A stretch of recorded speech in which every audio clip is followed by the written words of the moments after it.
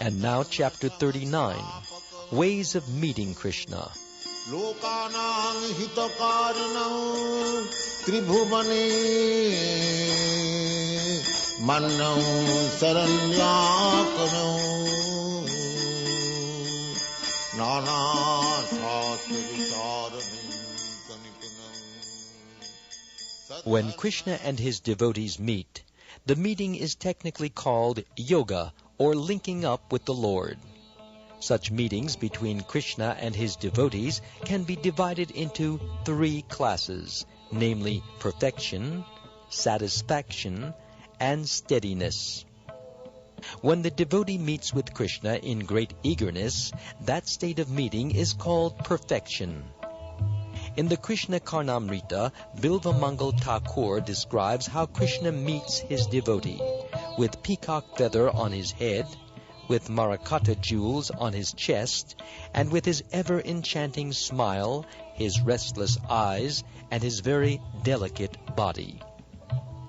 In the 10th canto of Srimad Bhagavatam, 38th chapter, verse 34, Shukdev Goswami tells King Pariksit, quote, "My dear king, as soon as Akrura, the chariot driver, saw Lord Krishna and his elder brother Balaram in Vrindavan, he immediately got down from the chariot and, being greatly afflicted by affection for the transcendental Lord, fell down upon his lotus feet to offer respectful obeisances." Unquote. These are some of the instances of perfectional meetings with Krishna. When a devotee meets Krishna after long separation, the meeting is one of satisfaction. In the 1st canto of Srimad Bhagavatam, 11th chapter, verse 10, it is stated that when Lord Krishna returned to his capital, Dwarka, the inhabitants said, quote, "Dear Lord, if you remain in foreign countries for so long, we shall certainly be bereft of seeing your smiling face. Upon observing your face, we, your eternal servitors, become greatly satisfied. All the anxieties of our existence are immediately mitigated. If we cannot see you because you are long absent from Dwarka, then it will be impossible for us to live any more." Unquote. This is an instance of satisfaction in meeting Krishna after long separation. Krishna's personal servant, Daruka, seeing Krishna at the door of Dwarka, forgot to offer him respects with folded hands. When a devotee is ultimately situated in association with Krishna, his position is called steadiness in devotional service. This steady position in devotional service is explained in the book known as Hansadutta. It is described there how Akrura, who was considered by the gopis to be terror personified, would talk with Krishna about the activities of the Kuru dynasty. A similar steady position was held by Uddhava, the disciple of Brihaspati. He would always massage the lotus feet of Krishna while kneeling down on the ground before him.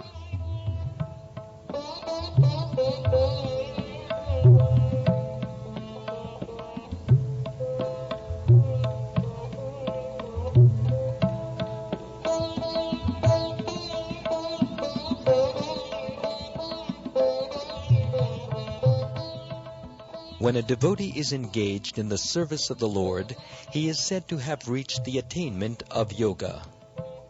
The English equivalent of the word yoga is linking up. So actual linking up with Krishna, the Supreme Personality of Godhead, begins when the devotee renders service unto him.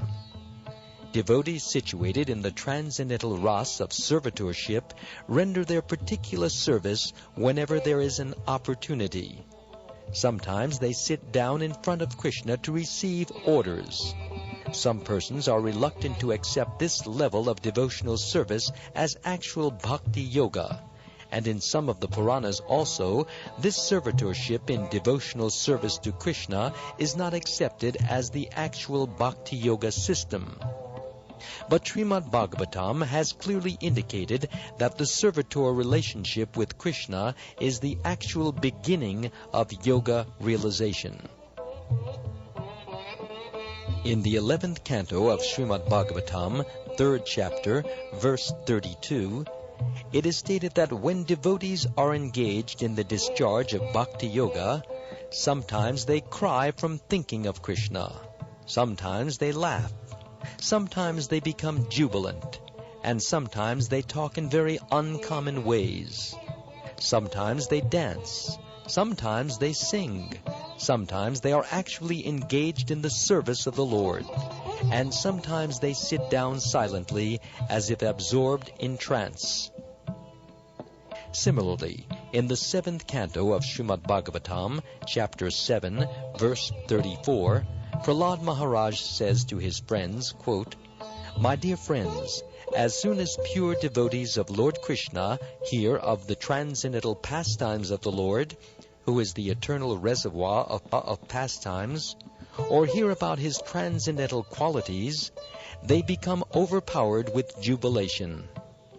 Ecstatic symptoms are manifested in their bodies. They shed tears, talk falteringly, glorify the Lord in a loud voice, and chant and dance in ecstasy. These ecstasies are always there, but sometimes they overcome all limits, and the symptoms become manifest to all." Unquote.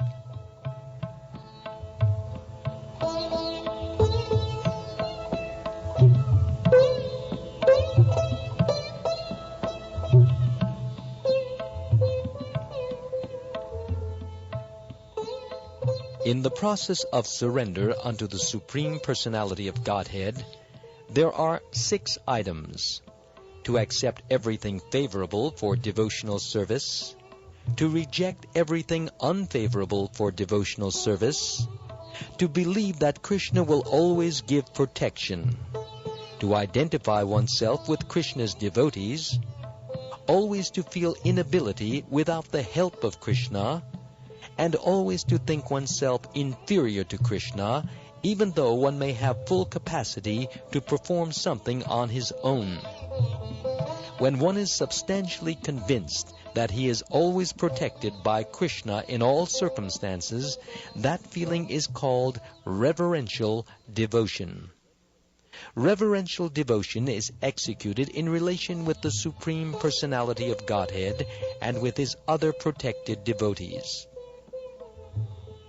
When Krishna was residing in Dwarka, some of the elderly members of the Yadu family would occasionally put some important matter before him. At such a time, Krishna would carefully give attention to those matters.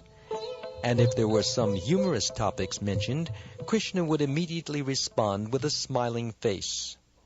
Sometimes, when Krishna was executing his duties in the assembly known as Sudharma, he would ask the elderly members for good advice. By such activities, he is manifest as the Supreme Spiritual Master, the Supreme Executive Head, the Superior Intelligence, and the Supreme Power, Protector, and Maintainer.